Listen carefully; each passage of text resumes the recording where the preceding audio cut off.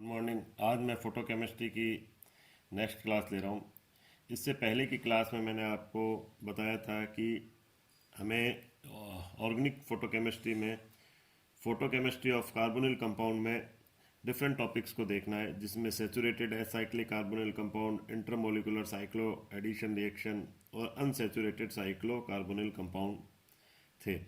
अब जो सेचुरेटेड है साइक्लिक कार्बोनिल कंपाउंड में हम पहला टॉपिक ले रहे हैं फोटो रिडक्शन। और इस फोटो रिडक्शन से पहले मैंने आपको कार्बोनिल कंपाउंड के लिए दो तरह के ट्रांजिशन बताए थे, पाई पाई स्टार और एन पाई स्टार ट्रांजिशन। और उसके लिए मैंने बताया था कि कार्बोनिल कंपाउंड पर, कार्बोनिल ग्रुप पर दो तरह के, कार्बन और ऑक्सीजन पर दो तरह के हाइब्रिडाइजेशन संभव है। एक sp2 बताया था और एक sp2sp हाइब्रिडाइजेशन बताया था। चाहे किसी भी प्रकार का हाइब्रिडाइजेशन ले यहाँ पर, तो ऑक्सीजन पर तो दो लोन पेयर उपस्थित होंगे। अब यहाँ हम लेते हैं फोटो रिडक्शन। फोटो रिडक्शन में जो सबसे पहले हम ले रहे हैं यहाँ पर, वो ये हमने एक रिएक्शन ली है जिसमें हमने कहा है कि बेंजोफिनोन की आइसोप्रोपिल अल्कोहल से रिएक्शन करवाते हैं, तो हमें क्या मिलता है, पिनाकोल बेंज पिनाकोल और एसीटोन का निर्माण होता है इसमें। अब बेंजोफिनोन की किस तरीके से रिएक्शन होती है वो हम यहाँ देख रहे हैं।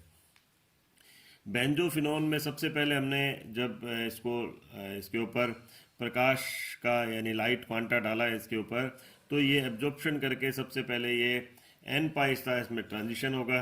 ये मेनली क्योंकि एन पाई स्टार ही ट्रांजिशन होता है जो लो एनर्जी या हाई लैम्डा मैक्स का होता है। अब ये स्टेट जो होगी वो कौन सी होगी, सबसे पहले सिंगलेट स्टेट प्राप्त होगी। और हम जानते हैं कि सिंगलेट से ट्रिपलेट में इसलिए ये ट्रांजिशन या इंटर सिस्टम क्रॉसिंग पॉसिबल है क्योंकि उन दोनों के बीच का गैप क्या होता है, कम होता है। इंटर सिस्टम क्रॉसिंग होने के पश्चात यानी कि ट्रिपलेट स्टेट प्राप्त होने के पश्चात ये जो बेंजोफिनोन है ये क्या करेगा, आइसोप्रोपिल अल्कोहल से एक हाइड्रोजन को ले लेगा या एक हम कहेंगे यहाँ पर प्रोटॉन को ले लेगा। तो ये रहा आइसोप्रोपिल अल्कोहल, और आइसोप्रोपिल अल्कोहल से कौन सा इसके पास चला गया, ये वाला जो अल्फा पोजीशन वाला हाइड्रोजन इसके पास शिफ्ट हो गया। तो ये हमारे पास क्या बन गया, यहाँ पर इसका रेडिकल प्राप्त हो गया। जो बेंजोफिनोन है वो किस में बदल गया, रेडिकल ऑफ बेंजोफिनोन, यानी बेंजोफिनोन का हमें रेडिकल प्राप्त हो गया। और साथ में हमें क्या मिल गया, रेडिकल ऑफ आइसोप्रोपिल अल्कोहल। ये रहा, क्योंकि इलेक्ट्रॉन यहाँ ये इधर की तरफ ट्रांसफर हुआ इस ऑक्सीजन पर, तो इसका एक रेडिकल बना। अब हम कहते हैं ये जो रेडिकल ऑफ आइसोप्रोपिल अल्कोहल यानी ये वाला, ये हुआ रेडिकल ऑफ आइसोप्रोपिल अल्कोहल, ये अब दूसरे बेंजोफिनोन मॉलिक्यूल से, यानी हमने यहाँ पर बेंजोफिनोन एक दिखाया लेकिन वास्तव में कितने काम कर रहे हैं, यहाँ पर दो बेंजोफिनोन ले रहे हैं। तो यानी एक तरह से रिएक्शन यूं हो रही है कि C6H5 2CO, और ये दो मॉलिक्यूल और ये प्रकाश की उपस्थिति में, और साथ ही आइसोप्रोपिल अल्कोहल भी यहाँ पर काम आ रहा है। तो अब ये दूसरे बेंजोफिनोन मॉलिक्यूल जो है वो इस रेडिकल ऑफ आइसोप्रोपिल अल्कोहल के साथ इस प्रोटॉन को ले लेता है। तो अब यहाँ पर, यहाँ जो ये ग्रुप है, यानी क्योंकि रेडिकल के रूप में गया तो एक इलेक्ट्रॉन इधर बच गया, एक इलेक्ट्रॉन इधर ट्रांसफर, एक इधर, तो डबल बॉन्ड का निर्माण हो गया। तो ये बनी हमें एसीटोन, और ये यहाँ पर वापस से यही फर्स्ट तरह का रेडिकल प्राप्त हो गया, यानी बेंजोफिनोन का रेडिकल प्राप्त हो गया। ये रहा फर्स्ट, ये रहा इधर की तरफ फर्स्ट।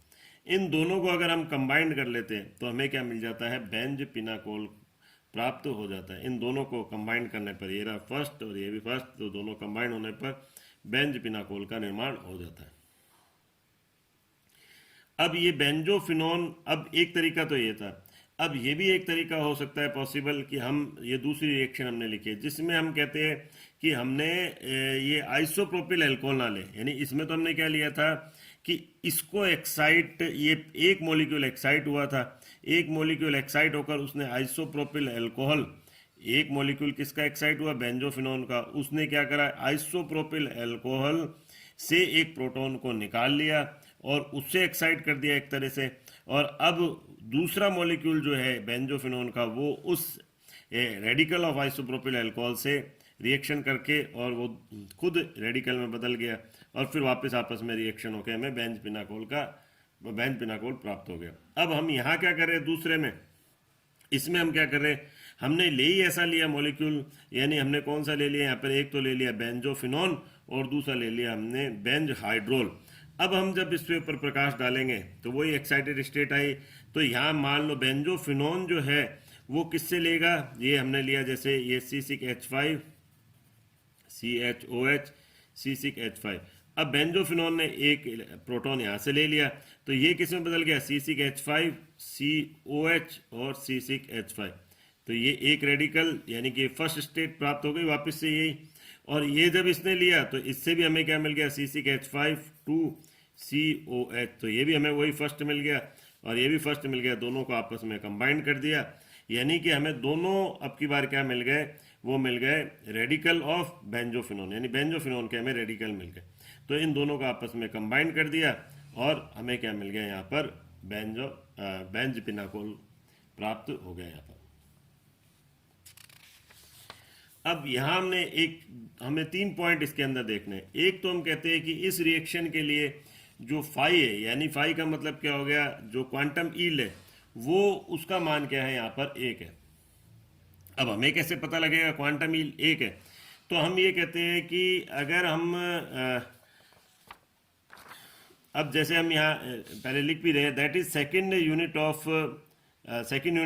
जो हमने ये मॉलिक्यूल लिया है, सेकेंड यूनिट कौन सा हो गया, ये जो हमने बेंजोफिनोन का रेडिकल है, not form by absorption of fresh quantum of light but produce by reaction between benzophenone and radical of isopropyl alcohol. ये तो यानी हम ये कहना चाह रहे हैं यहाँ पर कि इस रिएक्शन में वास्तव में तो केवल एक ही मॉलिक्यूल जो लाइट है उसका एब्जॉर्प्शन कर रहा है।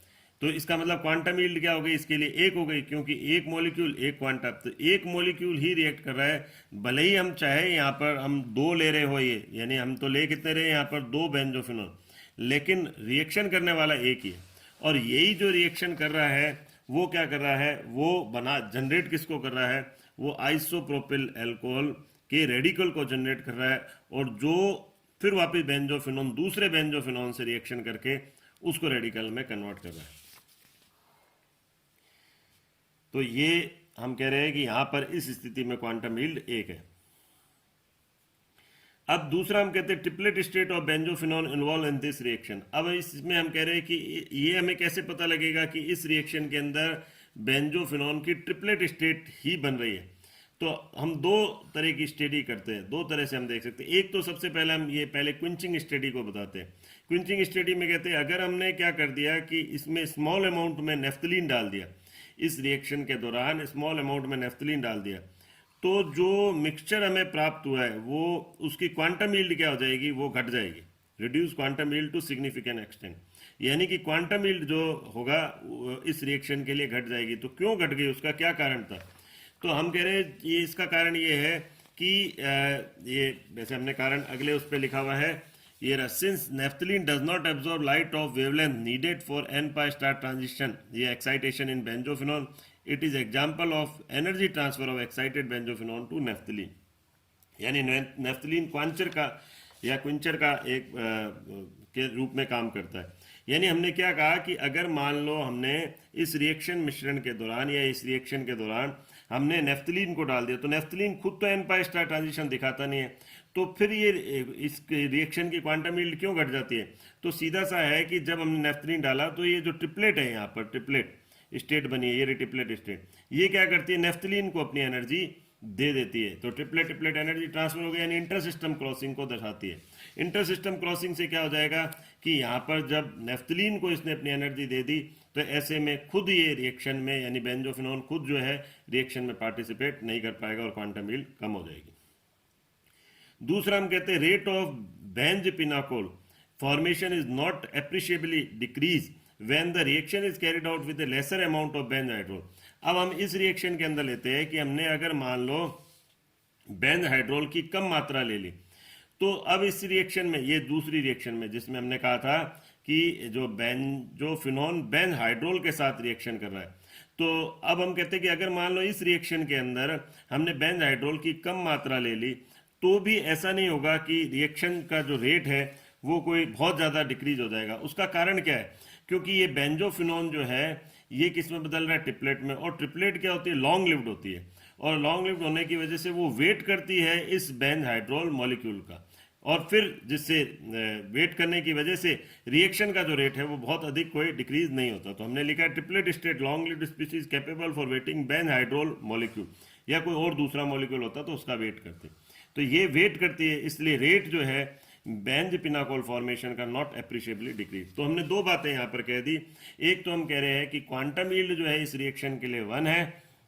वो हमें कैसे पता लगता है? वो ऐसे पता लगता है कि हमें क्या करना पड़ रहा है कि जो सेकेंड यूनिट जो बन रही है, जो बेंजोफिनॉन के रेडिकल की सेकेंड यूनिट जो एक तरह से बन रही है, वो कोई फ्रेश एब्जॉर्प्शन ऑफ लाइट से नहीं बन रही। दूसरा हमने कहा कि इसकी ट्रिपलेट स्टेट इन्वॉल्व है रिएक्शन में, तो हमने कह दिया एक तो रेट डिक्रीज नहीं होता अगर लेसर अमाउंट ले ले, और एक क्विंचिंग स्टडी से हमने बता दिया।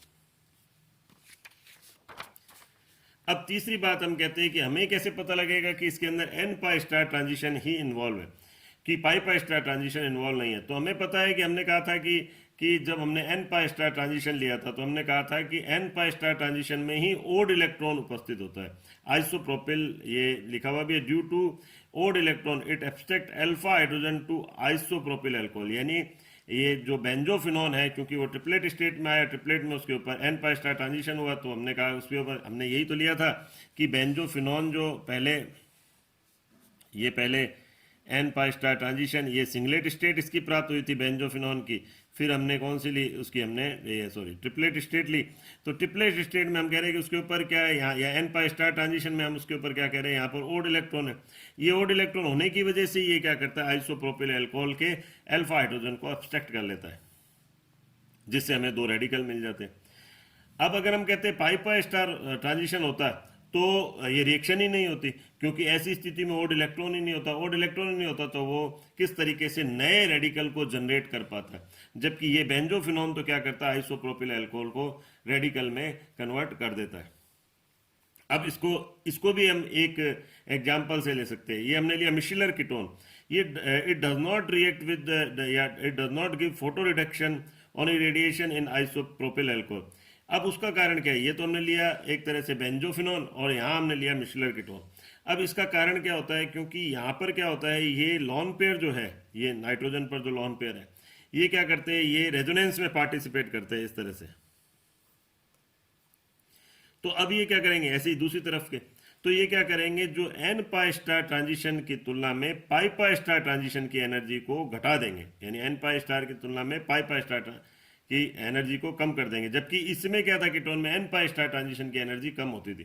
तो अगर मान लो पाई पाई स्टार ट्रांजिशन की एनर्जी कम हो गई कंजुगेशन के कारण, तो अब पाई पाई स्टार ट्रांजिशन होगा, और पाई पाई स्टार ट्रांजिशन होने की वजह से अब ये क्या करेगा, आइसोप्रोपिल अल्कोहल से हाइड्रोजन का एब्स्ट्रैक्शन नहीं करेगा, और हाइड्रोजन का एब्स्ट्रैक्शन नहीं करेगा तो रिएक्शन भी नहीं होगी। यानी पाई पाई स्टार ट्रांजिशन के कारण इस पर ओड इलेक्ट्रॉन भी नहीं होगा, और जिससे ये रिएक्शन को आगे नहीं दर्शा पाएगा। तो आज के लिए हम इतना ही लेते हैं, अगला टॉपिक नेक्स्ट वीडियो में। Thank you.